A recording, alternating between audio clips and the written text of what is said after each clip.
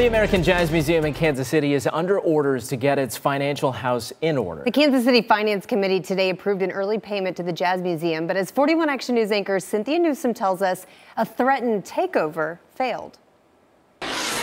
Kansas City Jazz Museum leaders are breathing a little easier tonight. The Kansas City Finance Committee approved recommending giving the Jazz Museum $250,000 for operating expenses.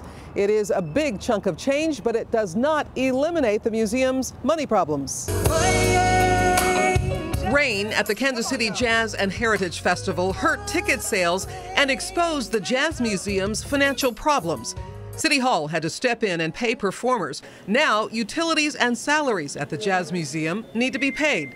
Kansas City City Councilman Quentin Lucas also serves on the Jazz Museum's board. I think the reason we're in the position now is because we've all needed to do better work about being financially responsible. The Kansas City Finance Committee today voted to recommend giving the Jazz Museum $250,000 to cover expenses through the end of this year. Our goal with this is if we do things right, then they won't need to take on the future annual appropriations from the funds. So I see this more as an advance in some ways as compared to just a bailout. Now, there was a proposal to have the Parks Board take over partial control of the Jazz Museum. That proposal is no longer being considered. Instead, the Finance Committee will conduct a thorough study of the Jazz Museum. And so now the real work begins as Kansas City staffers take a much closer look at how this museum is run, its budget, and its programs. Cynthia Newsome, 41 Action News.